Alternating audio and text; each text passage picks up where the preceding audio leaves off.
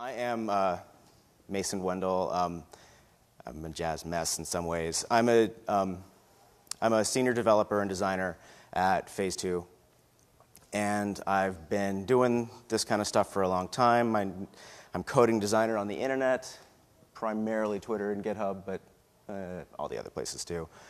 And I have been working with SaaS and front-end development and design communities for a long time. I'm a co-organizer of Team SaaS, and I organize some responsive web design and SaaS meetups in Philadelphia, where I live. So there's a strong jazz art direction on this presentation, and I want to have this little meta moment where I discuss the actual presentation because I wanted to kind of relate it to the topic a little bit. So I have been talking for a number of years and doing this for a little bit longer, design in the browser.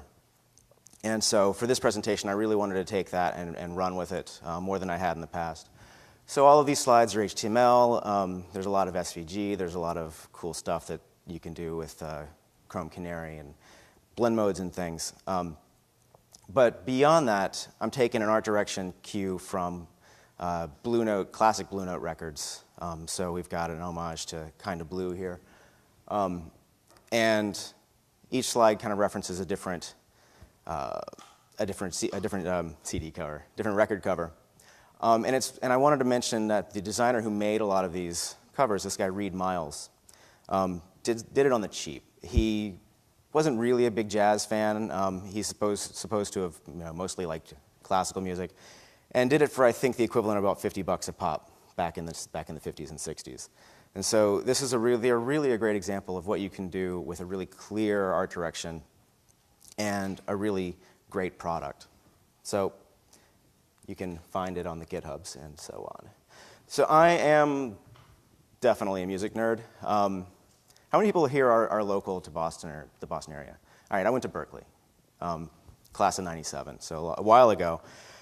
And local folks know, and others probably have an idea that Berkeley just churns out music nerds. We learn nothing else of value.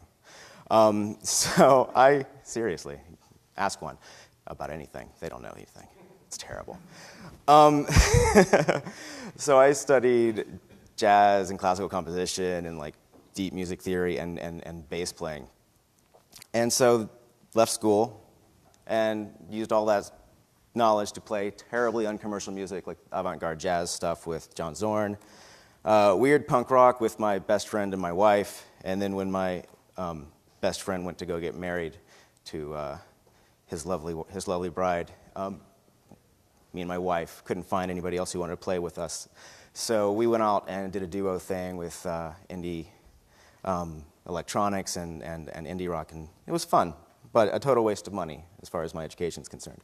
Because I, during all of that period, was really finding probably my true life's passion in web work and in web design. And I'd always kind of wondered how all of that music education related to it, because I always felt that it had. Every time I went to go do a new project, there was some resonancy, is probably the best word I can think of, between the thought process or process for Steve Fisher, the thought process that I would use behind writing a piece of music. There's inspiration, there's craft, and then designing, which also has inspiration and craft. And there's another thing that I really felt that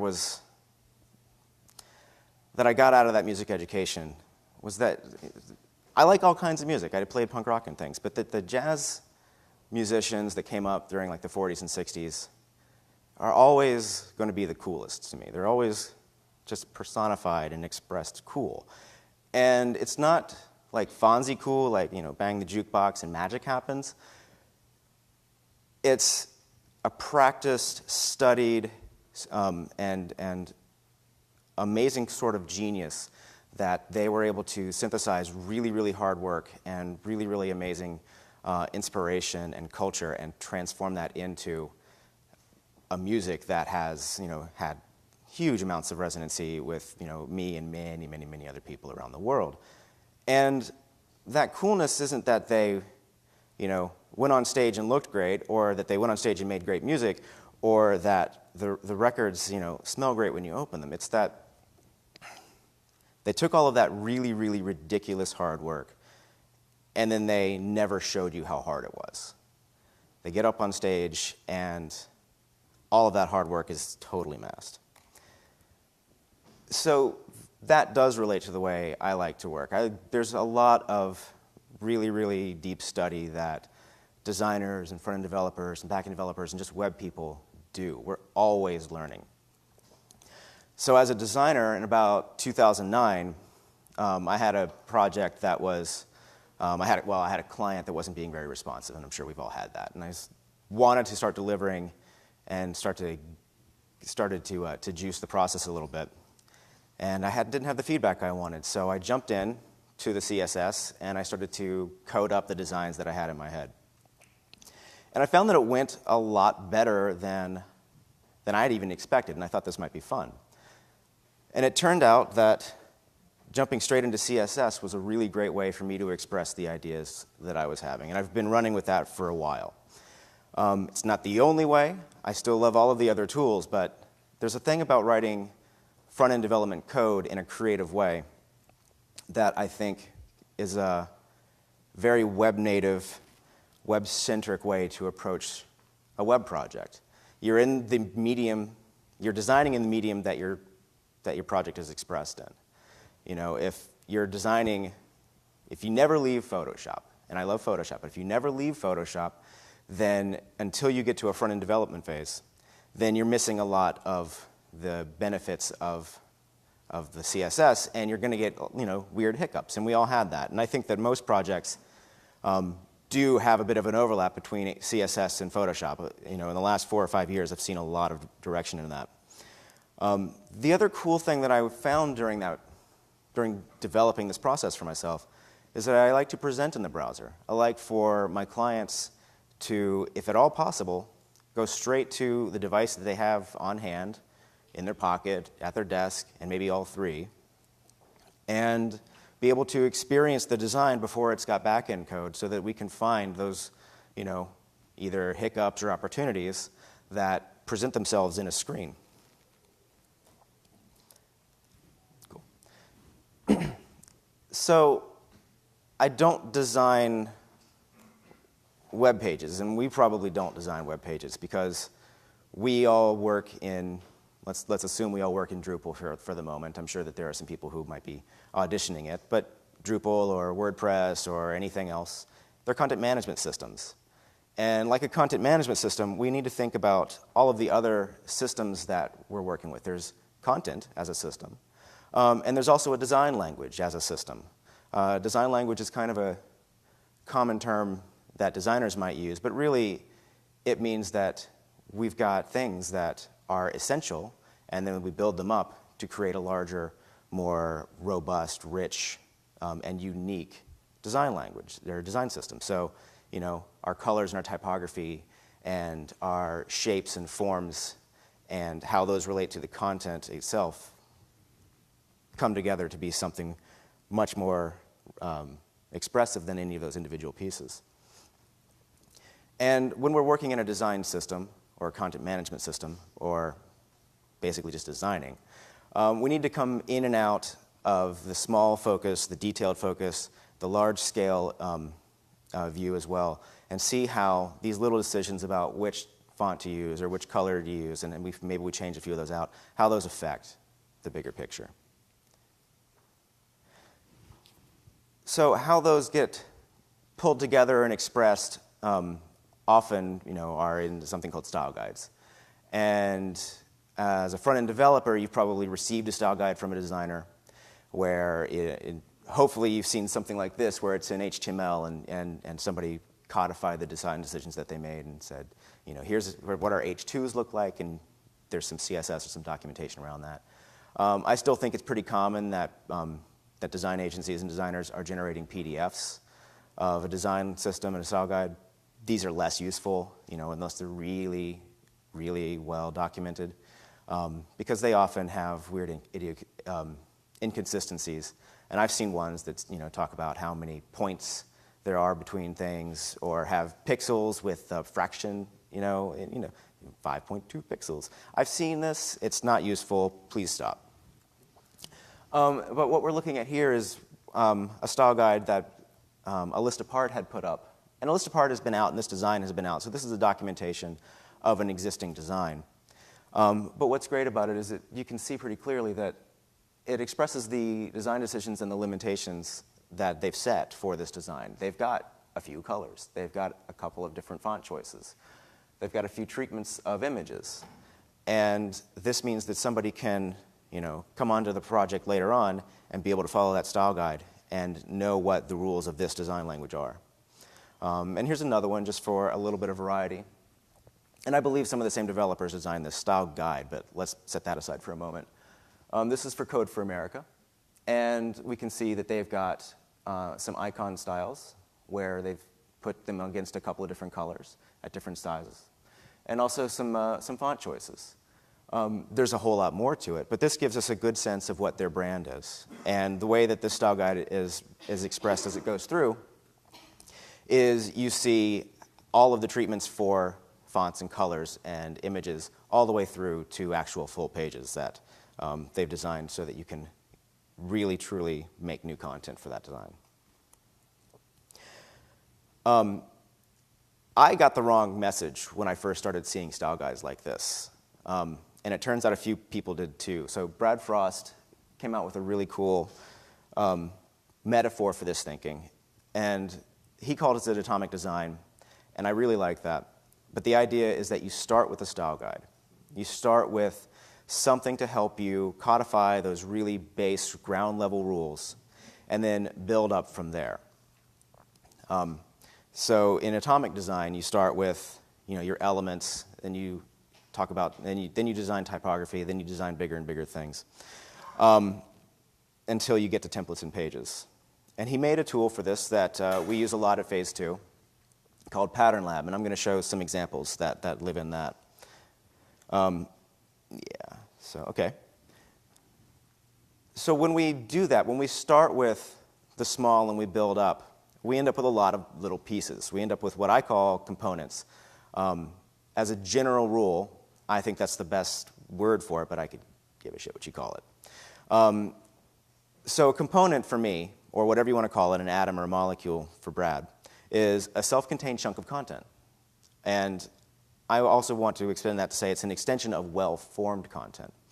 So what I mean by that is a small component might be just a title, just an H1 or an H2.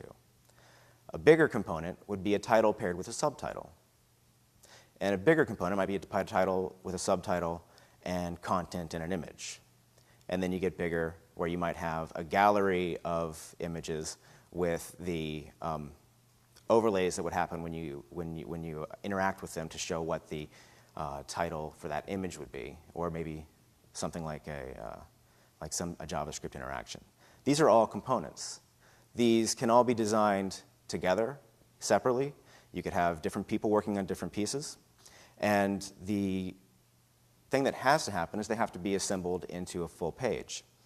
And since the design process is iterative and it's about coming in and out of focus with the small and the large, you can start with something that's a sketch of a full page, break out the components, assemble them, and see how those affect what your initial conception of that full page could be. So when you think about how to start, you get a blank page. And there's a lot of blank pages. I do a lot of my sketching on paper. I do a lot of my sketching in Photoshop. But the Photoshop blank page is a whole lot different from a style guide blank page. And there's something I want to point out, and you may already be thinking about it in these terms, but the interface for Photoshop, the first thing it's asking me, the first thing it asks me is what are the width and the height of the thing I'm working on. But let's set aside how wrong that is for responsive, and just accept that that's a constraint of the tool. But the question that it asks me here is, what color should I choose? That's the default. I mean, it also has other things, but the things that are important to my project, being the content, being the suite of pages or templates or interactions that are necessary. That's not part of this tool. And while I do like to come in and out of this tool, I have to recognize that it's not asking me those questions that I usually want to answer right up front. So here's the color and typography page in Pattern Lab. And this is, the default version you get, so it's kind of a rainbow. But it asks me different questions, and it expresses those on the web. It's still asking me the color, and it's still asking me type, but I'm seeing them on the web. And that's not usually where I start. I usually start here, which is I try to organize the content. I try to do a content inventory. I try to find out what the needs of the project are going to be without any decoration before I get to designing it. And if you've got a large team, you might have other people doing that, and then you step in as a designer. But it's really crucial, I think, that understanding the content has to be the first thing that happens on a project. If it's an existing site that you're redesigning, you can do a content inventory. You can do a content reprioritization with your client. If it's a new project, you certainly start with tons of stakeholder interviews and figuring out what the needs are going to be, and hopefully getting some copywriting effort on there. And like a design project, a visual design project, this is still a design project. You go in and out, you go over and over this, and you try to find consistent tone. You try to understand what the meaning and tone of this is, and spot patterns, and start assembling and reassembling these pieces of your component of your content into some components. And so until eventually you get to something that's actually more designed, but still has some placeholder content. The idea here is that even though those aren't real words, we understand from some content inventory that we needed a title with a subtitle, and that because of the nature of this project, this is a PR and marketing firm, they write a lot of press releases for the arts, their titles are long. We needed to make sure that those long titles were accounted for. And so that was a big part of what we thought about with our title and subtitle pairing. So I'm wearing the suit for a reason, and that's because I love our jazz composers, and I wanted to do a little bit. It's not, I don't wear this every day. Come on, it's hot and humid. Are you kidding me? It's ridiculous. I know. I'm a ridiculous person sometimes. But I wanted to think about what our jazz composers, were doing and how they were expressing things. And so here we have Herbie Hancock, not a personal friend, but I'm a big fan, long-time listener, first-time caller. And he's at the piano, and he's searching for the next thing he wants to write. And he's thinking about this. And there's inspiration in the air, there's a muse, this is artistic pursuit. A melody comes out. Is anybody here a musician? All right. Sirius points to you if you really know who wrote the actual melody on the staff. It's not one of Herbie's tunes, but I had to find a good one that fit. I just distracted about 8 of you. Cool. Good move, Mason. All right, so he's come up with this melody. There was mostly lots of inspiration, some craft, some notes got moved up and down to get the phrasing that he wanted, to get the melody that he was looking for. That melody suggested a tonality, and hopefully we can see that there's a staff on the left now that shows our key.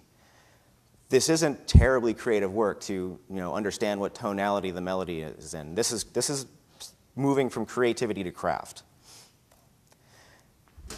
A little bit more creativity, a little bit more craft. Now we figured out what chords we want to pair with the melody. A lot of chords would work with this melody. A lot of different flavors and expression that would give, but he wanted to, a different composer, those of you who are distracted, wanted to express it this way. And then finally, a little bit more craft is all of these things suggest a form, but the composer has to figure out exactly how they want to use that form. If this melody could be expressed in 5/4, or if this phrase could be shortened or looped, those are all elements of the form. Those are all parts of the craft, but they all feed back into the creative process and the actual full-on expression of the song. So this is what the composer writes down. And that's, I think, kind of important to note. This is the style guide for the song. This isn't the song. The song happens when people play it. So you have to have that to happen. The composer takes the paper, goes to rehearsal with the group, and up until now, the main thing that people think of as jazz hasn't happened. A lot of people would expect that, jazz is improvisation, and it is. But this has been composition and craft. The improvisation happens when you get people using the source material. So, takes the song in, puts it on the stands, counts it off, and those of you who are jazz aficionados, forgive me the 101 here, but typically, when a bunch of Berkeley undergrads get together and do this happens every time, counts it off, plays the tune through once, maybe twice, and then it's open for improvisation. And the players will go through and play a loop of the form of the song once or twice, doing a solo. And even that improvisation is guided. They're mining the form and content of the source material for them to do their thing.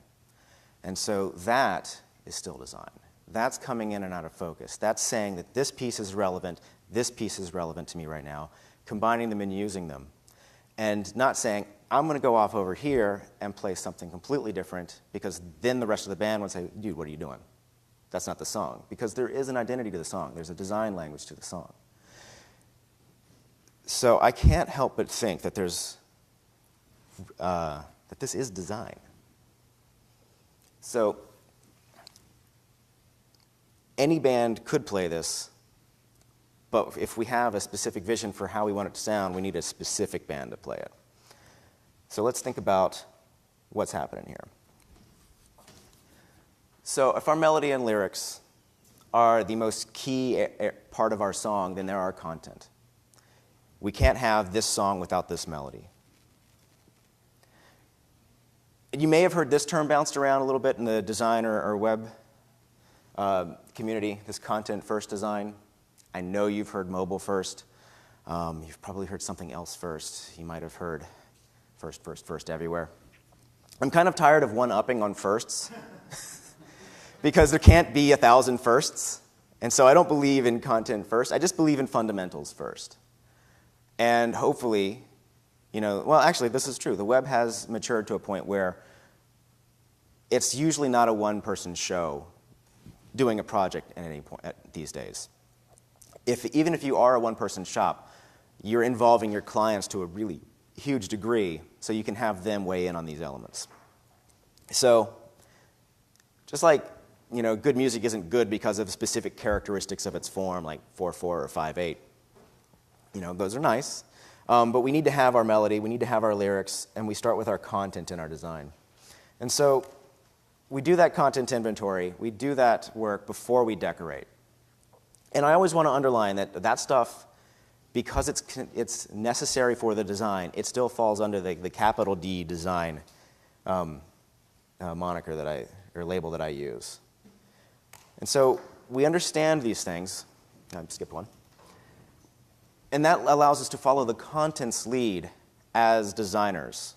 So if the content has a certain mellow or certain aggressive character to it, then we can follow that lead as we design. We build up a little bit more and move into more detailed territory with our harmony and rhythm. These are our design components, our building blocks. And they give structure and distinction to our content or the song. So this would be component second. Sure, why not? So we don't just string content out and hope for the best. So for music, you can't have variations without a theme. We take our theme, and when we do variations on it. We take our content, we mix and match it, we combine it into different pieces, we stack it in different orders. And this is with our client. We talk about which pieces really affect our priority and really affect how we want our users to experience it. But we look for patterns, and we combine these things into bigger and bigger components. Yeah, I'm in the right one. And then we take those bigger components and we assemble them into templates. So we've got our header and subheader pairing, and that's in our larger page. And that page then also has incorporated our footer and our header and maybe some other extra material that isn't part of that first article, but it helps you understand the site. It helps you understand where you are and helps you get to new pieces of the site. And then finally, in creating our style guide, we have our instruments and our players, or our art direction. So yeah, that would be our aesthetic framework, our limitations. In Blue Note Jazz covers, our limitations were incredibly tight budgets, really fantastic photographs, and a short amount of time. So you combine those things with the fonts that you have at hand, the printing technology that you have available at the time, and you're able to exploit those limitations to something that's classic.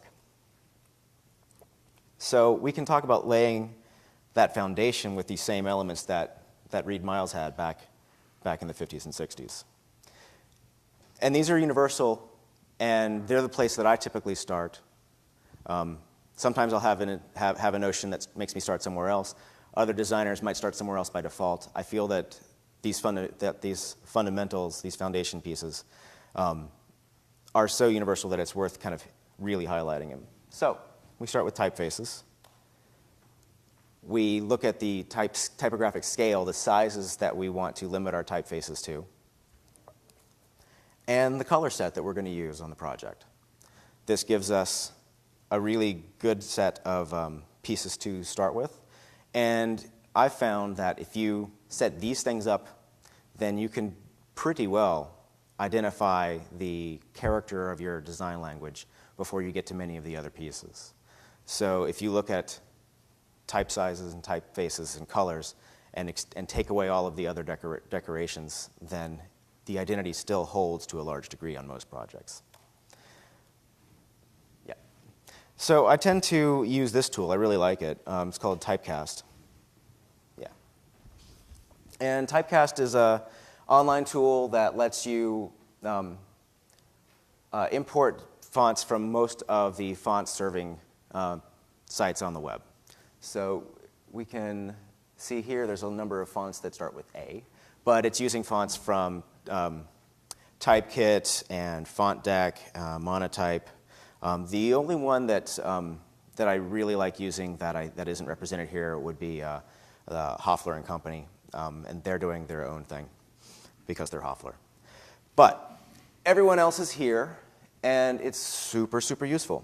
So you can use the tool to pop some fonts in and do some styling, play with the color, play with the leading, and kind of decide if this font is going to work for your content. So you put in your content and check it out. And I like to do it so that I can really get a sense for what different fonts are going to react and how they might give character to the content. So on the left is one experiment, on the right is another experiment. The left has a bold and maybe flowery expression. The right was going for bold and clear, but the block serifs at the top felt a little bit wrong, and I ended up using those fonts differently in the project. A little bit, I think underutilized would be really honing in on what the type sizes are for a project. So a little bit of an interesting historical footnote is that when you I'm going to talk about modular scale, and I got a lot of this information from Tim Brown's really wonderful talk and blog posts about this. But when you get into not Photoshop, but Word, and you pull down the drop-down about font sizes, it's like 12, 16, 18, 24, 32, 72, something like that. Those are font sizes that have historical beginnings with the actual metal type that a typesetter would order. Because you can't order metal type in 1750 that is in every conceivable size the way that we have at our disposal now. There were different sizes that had amounts of space between one scale and the next scale, and those were for economic reasons. Those things are heavy to ship. They use a lot of metal to make. And also, so they had to make some decisions about what sizes to use. And they went back to some classical geometry. They worked with what sizes those particular fonts worked well at. And we landed with kind of a historical standard. Tim Brown introduced this concept for web and I think more just modern design called modular scale, which builds on that. A friend of mine, Scott Kellum, and I worked on a SAS version of that. And I'm going to mention it here. Yeah, we get to it. And so the way this works is we use different ratios to express type sizes in different scales. And independent of this presentation, the way those ratios are usually written out is in musical terms. So this would be the ratio of a musical fourth. And that gives us this kind of well-spaced out set of sizes between heading 1 and heading 6. And these are just, 6 would be one space on the scale, and then you go up that ratio, and then you get to 5, and that's a little bit larger, and then up and up and up and up until you just kind of go up mathematically.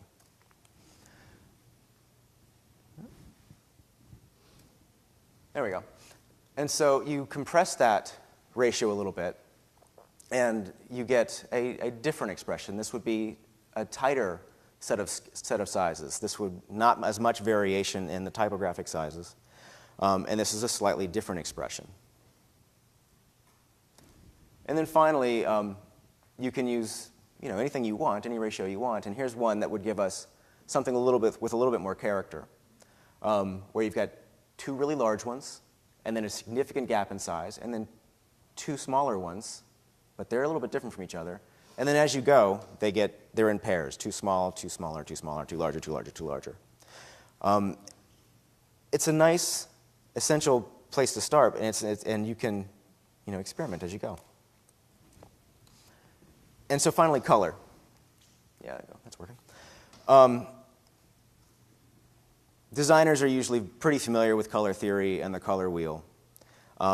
And it's something that I think people who try to design in browser struggle with a little bit, about how to find a color scheme without going straight to Photoshop. And please do if you need to.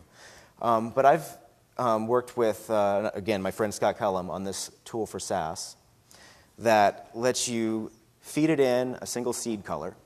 There we go. And then use some known color theory patterns. So right now we're looking at different levels of lightness on that single seed color, which is a single hue around the color wheel. So we've got this blue, and then it gets darker. And that's a nice harmonious color scheme that people would go to all the time. But perhaps for this project we wanted something with a little bit more vibrancy. So I told Color Schemer, this SAS plugin, to start with a seed color, then go to the complement, and then reach around in different directions in the color wheel to get colors that are adjacent to our complement. So even though we're starting with our blue, it mathematically found the orange, the yellow, and the purple. And we can fine-tune this, but if we do experimenting, and we do this quickly, we get to see, yeah, nope, wait a minute, that's kind of cool. And then adjust individual hues, individual lightnesses, individual saturations, until we get to something that really expresses what we needed. So we've done all of this preparation. This is all design, but this is not the kind of, sexy design that we're going to show off to a lot of clients. And I'm not going to show a whole lot of that, because this really is about a fundamentals approach. But when we're doing component design, we're talking about these individual pieces. We're coming in and out of focus. And that lets us start with really essential things, step back to see how they work, step further back to see how maybe they work responsively, and then look further back to see how each of these templates not only work responsibly, but also how they work in combination with each other. And that's a lot of work. And this is where I think that this kind of approach works really well with teams. It's difficult to take a flat, Photoshop-driven team and have them be on, going in the same direction week after week without a lot of interaction and a lot of kind of hand-holding or even over-the-shoulder gazing from art directors. But what's really great about this is we can have somebody, build our fundamentals. We can have those get approved. And we can then spread out the effort. All right, you handle the header, you handle the footer, you handle this piece of content, you handle this part of the initiative. And because we're all working in the same code base, then it all gets worked with a Git or a system like that, and we can see things in real time. The problem that often happens is then we have people who are, say, Photoshop friendly designers that don't have an affinity for code. And I think the friction that pairing has often is in a Photoshop process is they are making full page comps. Then they're either working closely with a developer or they're handing them off to a developer, and we're still talking about the full size comp. And often there's some discrepancy between how let's say the header was expressed in one comp and then in another, because there was a copy and paste and then time passed and something changed, but it wasn't changed here. And this happens a lot. So when we break things into chunks, break things into components, and we say, all right, you're in charge of the header, and other things can happen, but you're in charge of the header. You design the header, and you work with a developer, a front-end developer, to code the header. That's a much smaller amount of time to work through. And then you've got a quicker turnaround on how that header actually works in CSS and on HTML. And a header is a good example because a header often has a menu that often has drop-downs, often has a responsive expression. And those are things that you don't want to overlook. You don't want to put those off until the end. You don't want to miss that opportunity to do something really great with a showpiece header. So you do that. You get that feedback. You go back and forth. And then you combine those with the work that others are doing to get to that full-page expression. And your art director can check in with each piece along the way, and then you can bring that to the client. I've worked this way on a couple of projects with larger teams. And I'm not going to say that there's no friction. I'm not going to say that people don't struggle sometimes with how this works. But I've also, on the other hand, shown this process to project managers and had just light bulbs of glee go off. And then designers come in, and they too feel like, oh, that is exactly what I need. I'm tired of having developers miss details in my work because they had to blast through a whole page and they missed this thing. And the details are important. And so this way, you're focusing on smaller pieces at a time, and you don't have such of an opportunity to miss details.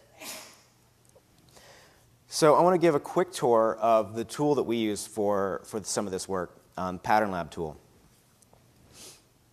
So this is one that's had a little bit more work done with it. And it's the same one I showed a little bit before on one screen. It's for my wife's PR and marketing company. So I had a nice, close relationship with my client. And we landed on these colors and these fonts. And there's actually a lot of variation in the colors, but only in the different amounts of lightness and darkness, typically, around 2 specific hues. And the fonts, if you probably can't see them, they're different weights of one font and then one contrasting font. There's Whitney from Hoffler and then Archer from Hoffler. And then we're looking at some of the individual smaller. Oh, and by the way, I see some shuffling. How am I doing on time? I'm getting close to it, aren't I? I think so.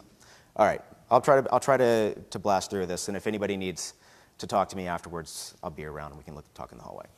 So we've got individual titles, individual subtitles, a pull quote for a testimonial. We've got a header, a lockup with our logo. And then what's interesting here is when you do this sort of design in browser with a tool like this, these are two screenshots side by side, and there's a little tool, a little gray bar, that allows you to drag the viewport left and right to see it at different sizes. And the contrast is a little low here. So the logo is on a white card when it's large, and there's a faint feather in the background. When we squished the design, that just looked messy. So we took all of those elements and rearranged them a little bit. We left-aligned all of our text and our graphics. We removed the white card because it didn't really matter. It wasn't too important to the brand. But we did keep the faint feather, and it's expressed underneath the underline of the subtitle. And so it allowed us to find ways to keep the brand identity happening at different sizes. And then finally, we can see it at different sizes and find layouts that work for individual components. So our header was designed responsibly separately from the rest of our site. So we weren't concerned with a small breakpoint, a medium breakpoint, and a large breakpoint. We certainly weren't worried about phone, tablet, and desktop. We're worried about what works for individual components when they start to get to larger and smaller sizes and don't look right anymore. So things like the menu changes, things like the logo changes, things like how much room we leave for images and columns, those things change when they need to change. So knowing that I'm short on time at the end, I'm just going to blast through a few other tools that I find useful. And this one is for grids. This is Singularity. It's a SAS grid system written by my friend Scott Kellum again, and also Sam Richard, another friend. And it's different from all the other grid systems. All of the grid systems that are available line things up into equal columns that you can combine to create different arrangements. That's the way we usually think about grid systems on the web. But historically, grid systems can be almost anything, so long as you set some rules and follow them. So here's one where we've got a column, and then a column that's twice as wide, and then a column that's twice as wide, and then a column and one that's twice as wide. And you can do this with one of the standard systems. But this lets you say that there is no subdividing that second column. That's not our rule. We don't want to follow that rule. We want to make sure that we don't do that. And then finally, we can do a grid system that doesn't follow that, lowest common denominator, equal width thing. And so here we have the second column is 1. The one on the left is 8 times the 1. The one in the middle, or to the right of the 1, is 3 times the 1, and then 5 times the 1. These are Fibonacci numbers. There's no smaller column that fits all of these perfectly. It's all about ratios. And another thing that's really great about this is if a designer does something very expressive and has or ignores grid theory, you can have a grid that is 123 on the left and then 507 on the right, and it will calculate percentages for you so that you can still grow and shrink these responsibly. Breakpoint is a tool that I wrote that you can manage media queries. What's really great about it, I'll just bang through those, is you organize your media queries by setting variables. There's a really great shorthand syntax so that you can really quickly read what your media queries are. They're not so long. So a single number is going to be a min-width query. 2 numbers, like 500 and 1,000 pixels, would be a fenced-in query that would be a min-max of 500 and 1,000.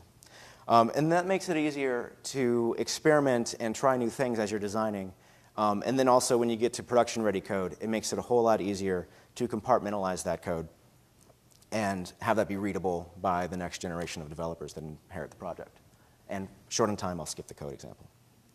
And the last tool are element queries. And element queries are a theory that don't actually exist in CSS.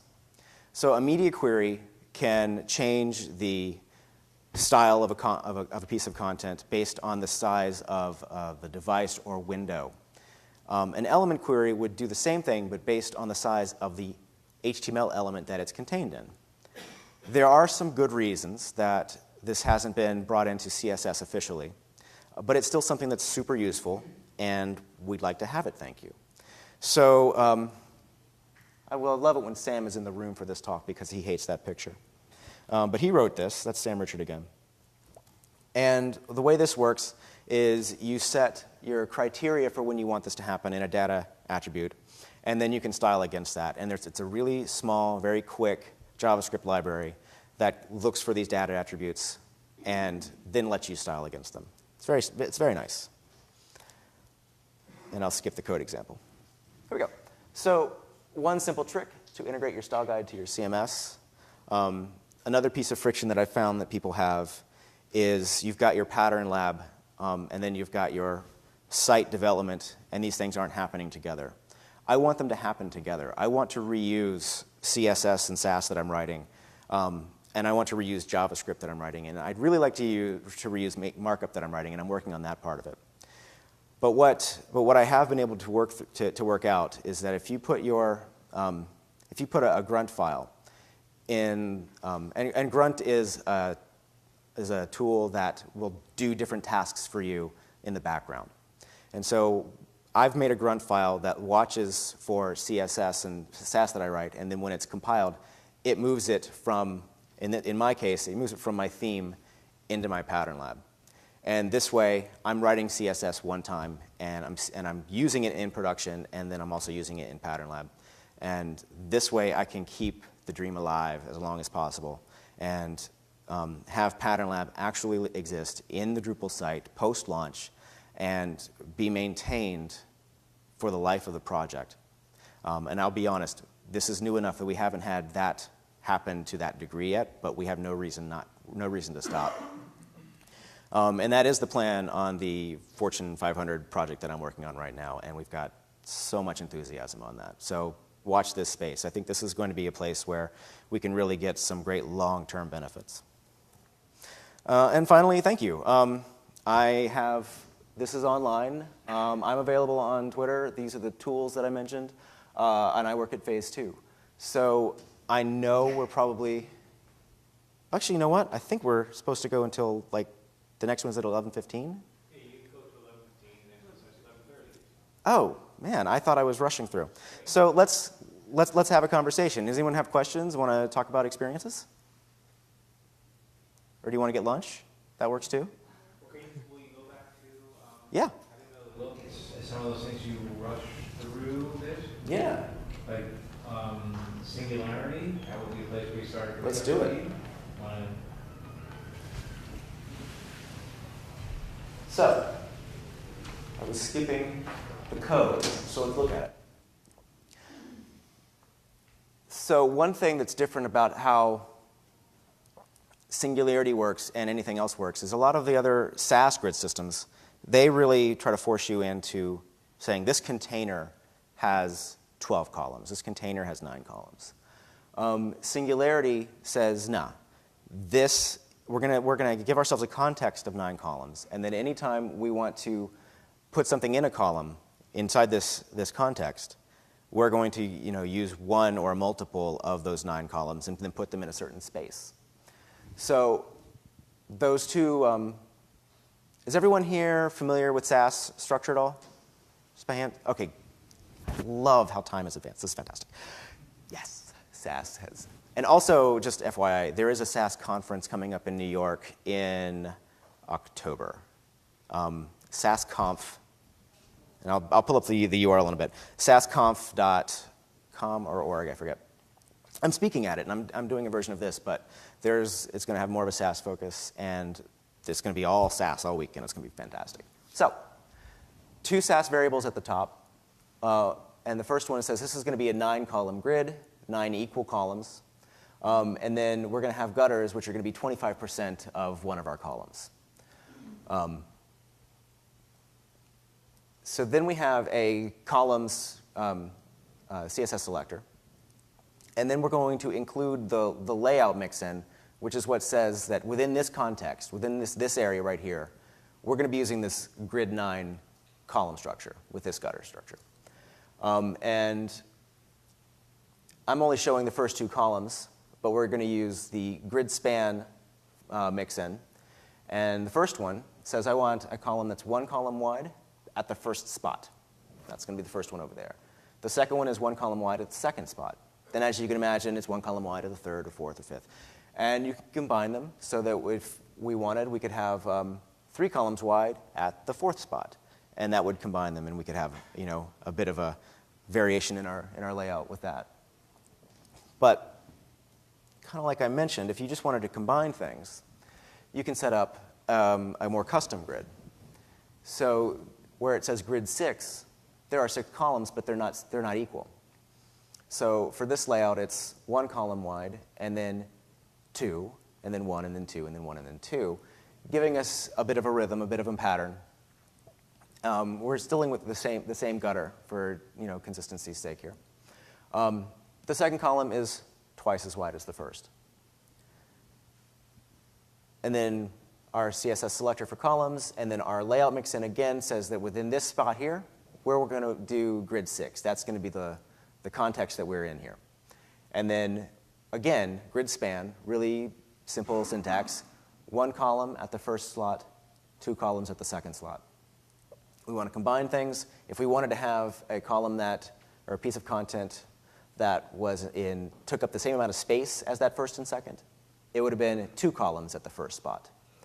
And that allows us to make some really interesting kind of mosaic choices with layouts. So it's asymmetrical within the code as opposed to other systems that are asymmetrical through other code. Through combinations of things, yeah.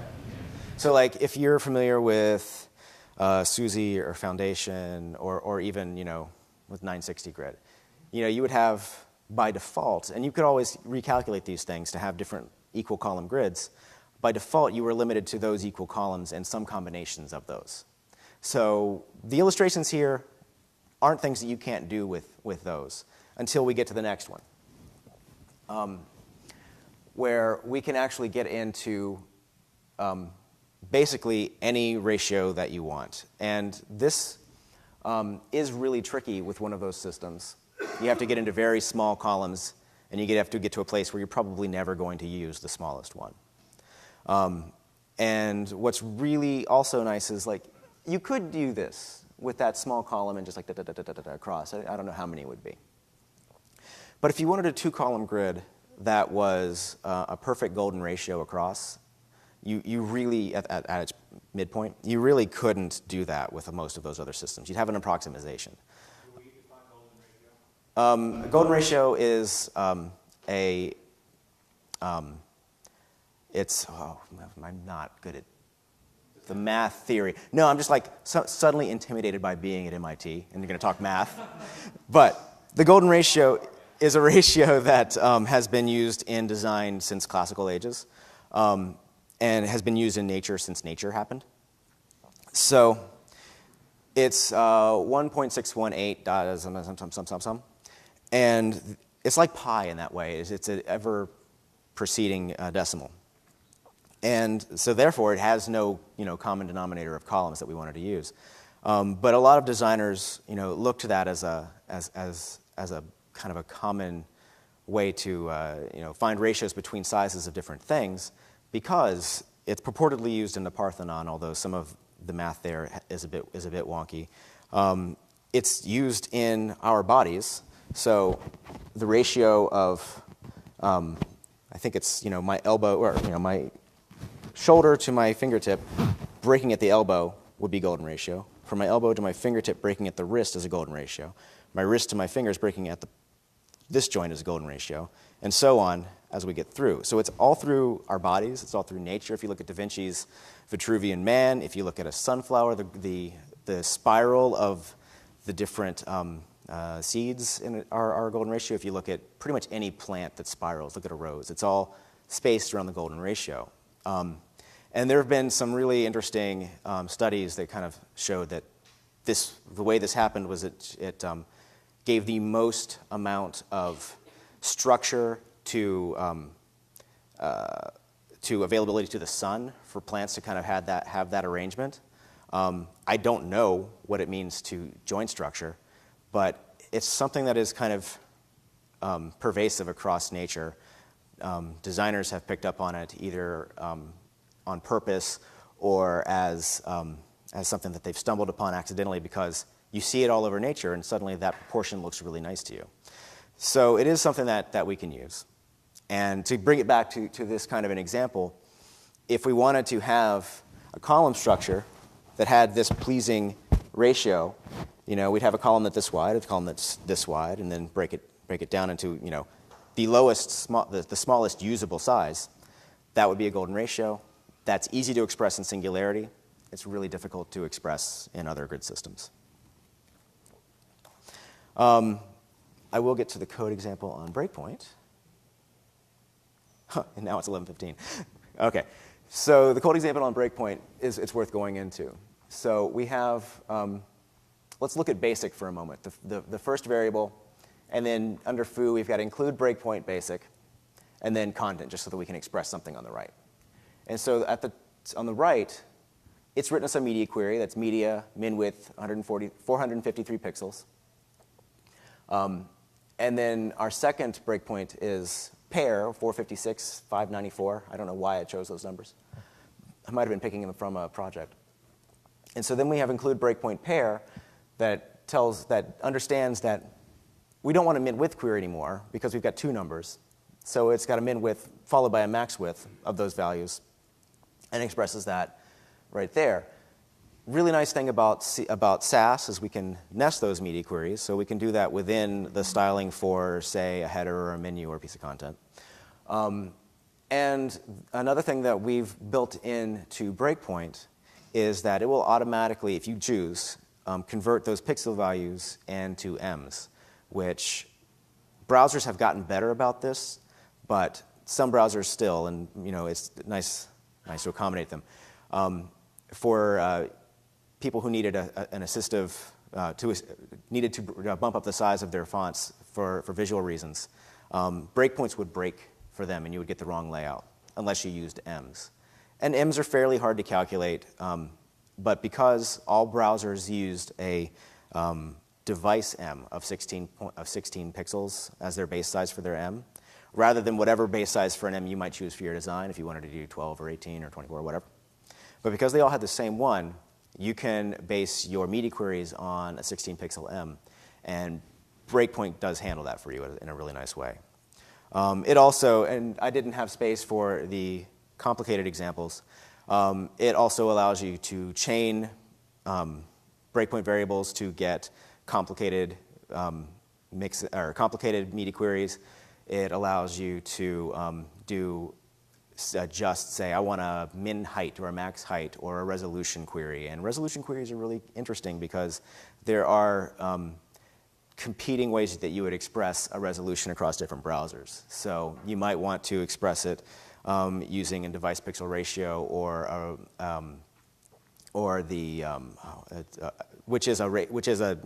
it has to be expressed as a number/number ratio, or sometimes you need to express it as a decimal ratio. So this handles some cross-browser compatibility with that too. I heard the door move. So really quickly, we had this. Oh, and I apologize, but some of the code got cut off on the right. But what you do is you have a data EQ points, or PTS, and you say that these are the things that we care about for this particular element query. That we want the ability to style when something is 400, 600, or 900 pixels at these different widths of the containing element. And then when EQJS does its thing, it will write another data attribute that says, this is the context we're in. So it's like data actual, I forget what it is, and then small, medium, large. And you would in your CSS style with data, the actual data attribute, and then the value that you would expect. And that way you can have different styles for the component that it's contained in. So now I know I'm up against. So I want to thank you guys for sticking it out. Thank you.